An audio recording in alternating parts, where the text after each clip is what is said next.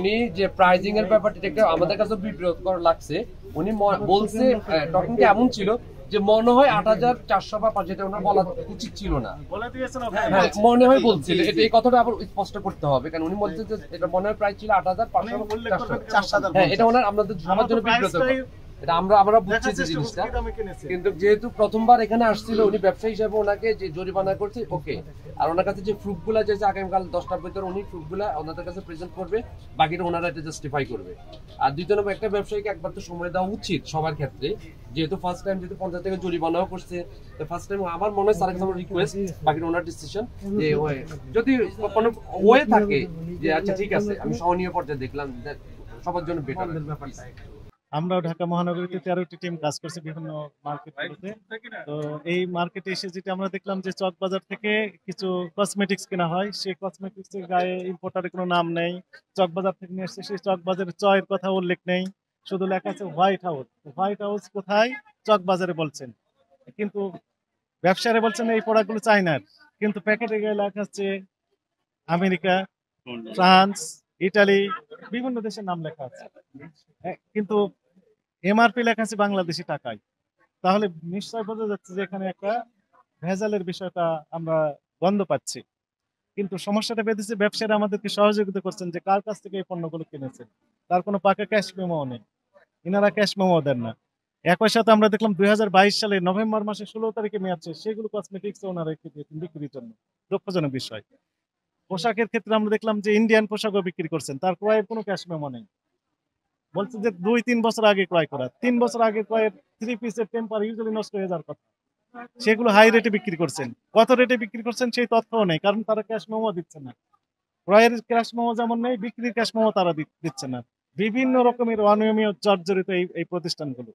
এখানে ব্যবসায়ী নেতৃবৃন্দ রয়েছেন, ইনারা শুধু বলেন যে তার ব্যবসায়ী লস হয়, কিন্তু লস হয়, কিন্তু আমরা দেখি বছর শেষে আপনারা কেন ব্যবসার সংখ্যা বেড়ে যায়। ভাই হ্যাঁ, আপনারা কেন এটা নিয়মের ভিতরে আনতে হবে? আপনারা কেন এটা মনিটরিং করছেন? ভাই একটু দাঁড়ান, আপনারা আবার কাছে আপনারা কেন মনিটরিং? আসলে আমি এই মার্কেটের সভাপতি নির্বাচন হয়ে এসেছি মাত্র 1 মাস। 1 মাসে ফেব্রুয়ারির 11 তারিখে নির্বাচন হয়েছে, আমরা জয়যুক্ত হয়ে এসেছি।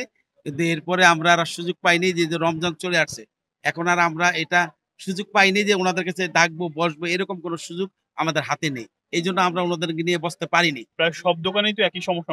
হ্যাঁ, এরকম অনেক দোকানই আছে, বেশি দোকানই আছে, কম দোকানে অন্যরকম আছে। তো স্যাররা যেহেতু আমরা কথা দিয়েছি, আমরা নেক্সটে আমরা দোকানদারকে নিয়ে বসে আমরা যতটুকু সম্ভব ইনশাল্লাহ আমরা সরকারকে চেষ্টা করব সরকারি সবকিছু মেনটেন করে চলা।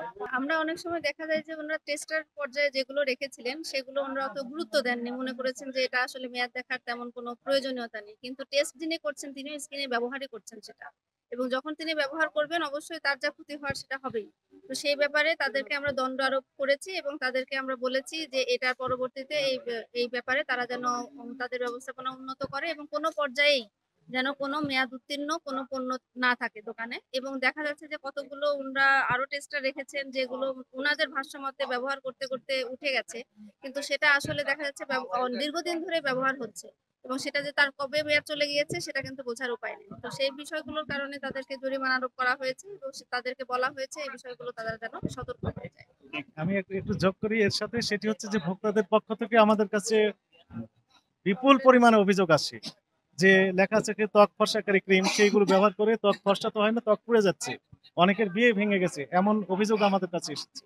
এই এই ভেজাল কসমেটিক্স ব্যবহার খুব সতর্কতা অবলম্বন করা উচিত। আমাদের ভোক্তাদের প্রতি উদাত্ত আহ্বান থাকবে যে কসমেটিক ক্রয়ের ক্ষেত্রে যদি বিদেশি হয়ে থাকে তাহলে আমদানিকারক স্টিকার আছে কিনা, তার স্পেসিফিক ঠিকানা দেওয়া আছে কিনা, এগুলো যাচাই বাছাই করে যেন ক্রয় করেন তারা। আমারই করছে, আমার কাছে তো কিন্তু বাংলা মালও আছে, আমার বাংলাটা যেমন এক সাইডে দেখেন, ঠিক আছে। এখন স্যার বলতেছে আপনি বাংলাটা আর পাকিস্তানিটা একসঙ্গেই করতেছেন, এই জন্য এখন দেখা যাচ্ছে অনেক কাস্টমারের বাজেট কম বেশি থাকে। কেউ ধরেন 5,000 টাকা দিয়ে ড্রেস নেয়, কেউ আবার ধরেন 1500 টাকা দামের ড্রেস নেয়। এখন যে 1500 টাকার ড্রেস নেয় সে কি মার্কেটে আসবে না? সে কিন্তু আসবে, তাদের জন্য কিন্তু আমরা একটু কম দামি করি। কিন্তু এখন আমার হয়ে গেছে যেটা স্যার করতেছে, মানে পাকিস্তানি করলে আর বাংলাটা করা যাবে না, এরকম মতন। এখন স্যার জরিমানা করছে।